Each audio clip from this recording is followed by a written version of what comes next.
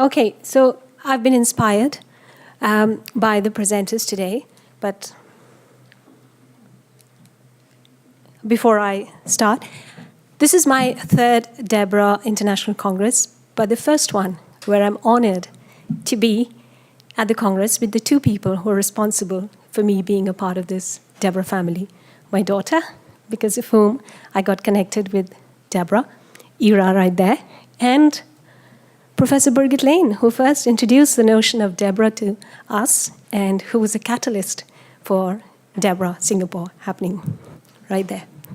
Birgit. So, inspired by Francis and others, I've put together a few facts about what Singapore is and what it's not. So, to correct some misconceptions, it's not in Malaysia or in China. It is the fourth richest country in the world by GDP. One of the 3 city-states in the world. We don't have a capital, and we are like Monaco and the Vatican City. It's one of the 20 smallest countries in the world. Total land area, New Zealand, you can't boast, 720 square kilometers only, 25% larger than it was in 1965. We reclaim land every year. We grow physically, not in population, but in land size. And our population is 5.6 million. That includes guest workers, temporary people, but only 3.2 million citizens. Yes, it's a fine city. Everything you do can elicit a fine.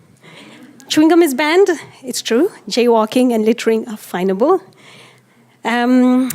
We're the garden city, very green. Half of the country is under green cover. We import fresh water, drinking water from Malaysia. Yes, Sumita, from your country, yes. The world's first night zoo, first ever Formula One night race, tallest indoor waterfall, which is going to be beaten by another one that's going to be at the airport, the new terminal next year. Best rated airport in the world for 28 years. Most of you must be familiar with only the airport in Singapore. You must have transited there.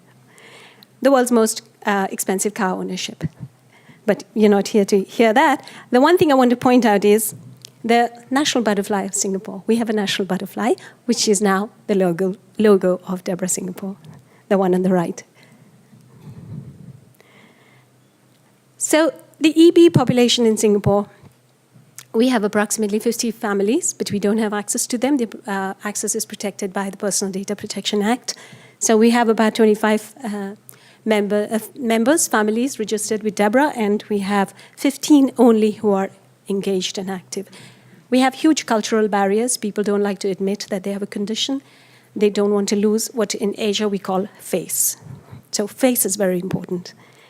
An interesting thing about Singapore is we usually believe that that lack of or access to facilities, benefits, is because you are in a poor country or a resource-poor nation. Singapore, despite its wealth, guess what it offers to patients with EB? Nothing.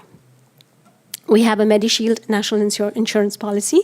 So for about 100 a year, we can buy a MediShield policy which subsidizes hospitalization. Every citizen has a compulsory MediSave account into which we have to put in our savings. And this helps us subsidize certain outpatient expenses.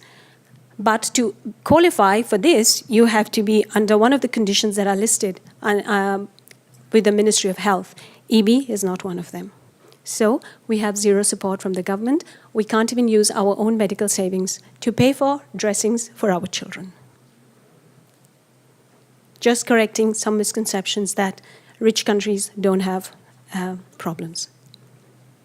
And this is the organizational structure. We're very, very fortunate that we work with Birgit's lab, that's the Institute of Medical Biology, the Children's Hospital, and the National Skin Center. Representatives from these institutions work with DEBRA to support and help patients in Singapore. So that's kind of that's our board, and that's our executive committee. No one in Singapore, we don't have any paid staff. Nobody gets paid, everyone volunteers. I have a full-time job. What we offer is, we're very proud that even though we were registered in 2015, today we support every patient with all their wound care supplies. And we offer, thanks to Birgit, we are able to offer genetic tests, which her lab does for free. And we reimburse doctors' consultations, etc. We also have regular patient meetings. We try and create a lot of awareness for epidermolysis bullosa. We negotiate with farmers. For example, Polymem has been very kind to give us a huge cut in product prices, and we can now afford these dressings for everyone in Singapore, all patients. And we facilitate trials, clinical trials, organize meetings, etc. But we're very proud that we also offer a lot of support beyond Singapore. We offer material support. We send supplies and we give advice to patients in all the countries that you see on the screen. And I know I have very limited time, so I won't go into details. So we are the new kid on the DEBRA block. I think we're still the youngest DEBRA, Anna? Well, there might be newer ones, but you've got a very new ones. Very new ones, okay. So we've done a fair bit of fundraising. We've done a lot of media awareness, participated in the Butterfly Run, as you know. And I have two announcements and invitations. So we're trying to be a pan-regional, cost-effective EB reference center in Asia. That's our aspiration. And we really hope to support patients in the very poor Asia-Pacific region. And for this, we have 2 meetings planned. There's a DEBRA seminar in Singapore in April next year, in conjunction with the Regional Scientific Meeting for Pediatric Dermatology. The invited speakers are Jemima, Sharon, Dr. Leong, and Francis. I'm sorry, I forgot to... Is Francis here? Yes. Oops. Francis, you're coming. And we also have the first National EB meeting in India in January, which Professor Celia Moss, who many of you know, and Dr. Ravi Hiramangalore and I are organizing. So please come, support us, and if you're in Singapore, get in touch. Thank you.